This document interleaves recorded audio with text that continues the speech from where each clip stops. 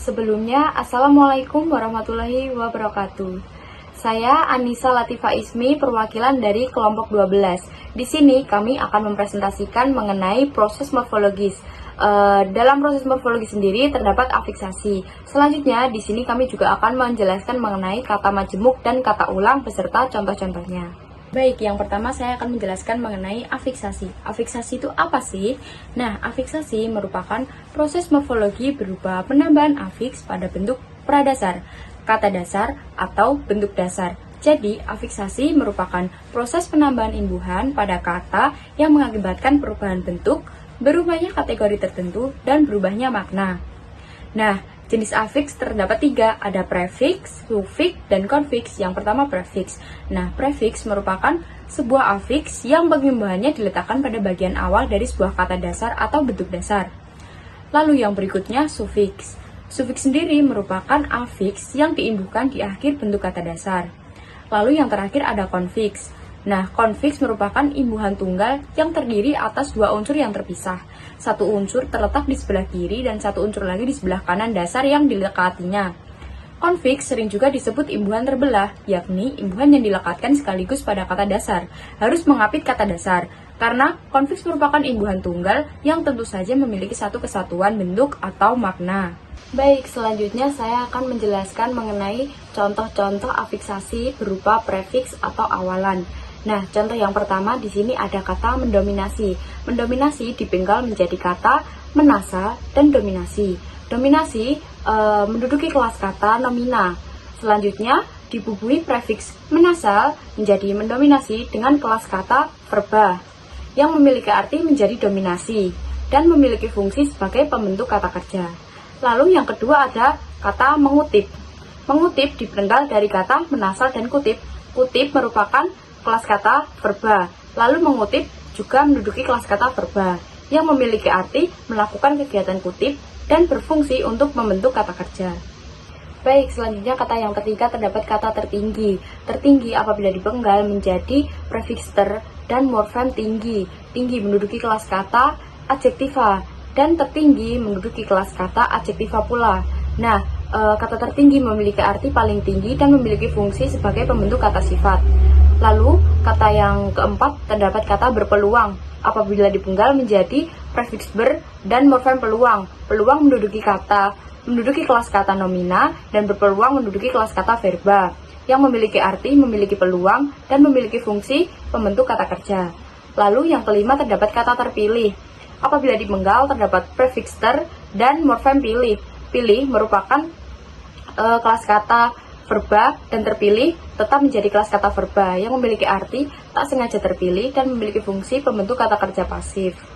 Nah, kata selanjutnya terdapat kata terbanyak, diingat, dan melaju.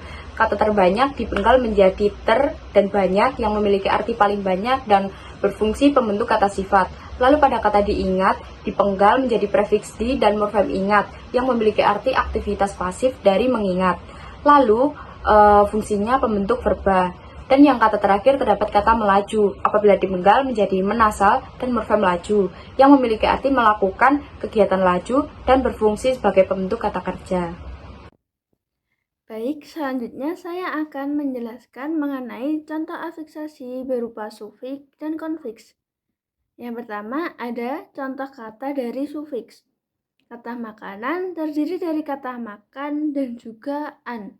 Makan dan an sendiri berfungsi sebagai pembentuk nomina dan memiliki makna yang dimakan. Selanjutnya ada kata minuman. Kata minuman terdiri dari kata minum dan juga an. Minum dan an sendiri berfungsi sebagai pembentuk nomina dan memiliki makna yang diminum. Kata yang ketiga ada kata olahan. Kata olahan terdiri dari kata olah dan juga an. Olah dan an sendiri berfungsi sebagai pembentuk nomina dan memiliki makna hasil mengolah. Kata yang keempat ada kata timbangan. Kata timbangan terdiri dari kata timbang dan juga an. Timbang dan an sendiri berfungsi sebagai pembentuk nomina dan memiliki makna alat untuk menimbang. Kata yang kelima ada kata harian. Kata harian terdiri dari kata hari dan juga an. Hari dan an sendiri berfungsi sebagai pembentuk nomina dan memiliki makna tiap hari. Dan yang terakhir terdapat kata sayuran. Kata sayuran terdiri dari kata sayur dan juga an. Sayur dan an sendiri berfungsi sebagai pembentuk nomina dan memiliki makna kumpulan sayur. Selanjutnya ada contoh dari afiksasi berupa konfiks. Yang pertama ada kata pemilihan. Kata pemilihan terdiri dari penasal plus an dan pilih. Penasal plus an dan pilih sendiri berfungsi untuk membentuk nomina dan memiliki makna proses memilih atau proses pemilihan. Yang kedua ada kata menunjukkan. Kata menunjukkan sendiri terdiri dari menasal plus kan dan juga tunjuk. Menasal plus kan dan tunjuk sendiri berfungsi untuk membentuk verba dan memiliki makna melakukan kegiatan tunjuk. Yang ketiga ada kata perolehan.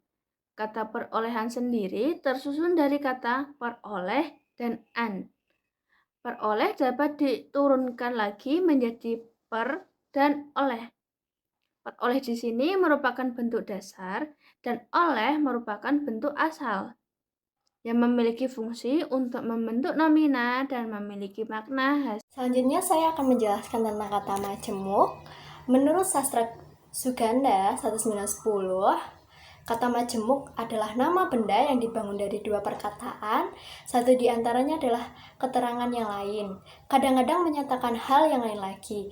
Sedangkan menurut Slamet Boljana 1960, kata majemuk adalah dua patah kata atau lebih yang berangkaian dan merupakan kata baru serta menyatakan satu pengertian. Dari dua pendapat sebelumnya, dapat disimpulkan bahwa kata majemuk adalah gabungan dua kata atau lebih yang membentuk arti baru. Di antara unsur-unsur kata majemuk tidak dapat disisipkan unsur lain. Di sini saya memiliki 5 contoh dari kata majemuk. Yang pertama, kebun binatang. Kebun binatang memiliki arti tempat memelihara berbagai binatang dengan tujuan untuk melindungi, membiarkan, penelitian, dan sebagai tempat rekreasi. Selanjutnya ada mata uang yang memiliki arti satuan uang dari suatu negara.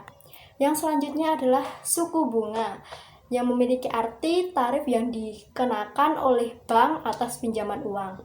Selanjutnya adalah kepala sekolah yang memiliki arti orang atau guru yang memimpin di suatu sekolah. Dan yang terakhir adalah ibu kota yang memiliki arti kota tempat pemerintahan suatu daerah berada. Selanjutnya yaitu ada reduplikasi. Reduplikasi adalah sebuah proses pengulangan yang mengubah bentuk kata yang dikenainya baik seluruh maupun sebagian, baik dengan variasi fonem maupun tidak melalui proses morfologis, dan hasil pengulangannya itu disebut kata ulang. Menurut Nikolensov di kata 2019. Dapat diartikan pula, reduplikasi atau kata ulang merupakan fenomena kebahasaan yang memperkaya struktur dan ekspresi dalam bahasa Indonesia. Fenomena ini menciptakan nuansa dan makna baru pada kata-kata dasar. Selanjutnya yaitu ada contoh reduplikasi atau kata ulang. Yang pertama yaitu ada hotel-hotel yang memiliki makna banyak hotel, dan negara-negara yang memiliki makna banyak negara, pulau-pulau, banyak pulau, bukit-bukit, banyak bukit, dan rumah-rumah yang memiliki makna banyak rumah. Dapat disimpulkan bahwa contoh di atas merupakan contoh yang memiliki makna jamak, yang artinya lebih dari satu. Misalnya ada contoh kalimat seperti rumah-rumah warga di kota Kediri terdampak banjir akibat tanggul bocor, yang artinya banyak rumah-rumah warga di kota Kediri terdampak banjir akibat tanggul bocor. Jadi, dapat disimpulkan, reduplikasi atau kata ulang merupakan salah satu kekayaan luar biasa dalam bahasa Indonesia. Mempelajari fenomena ini dapat memberikan pemahaman yang lebih mendalam tentang struktur, nuansa, dan ekspresi dalam bahasa nasional.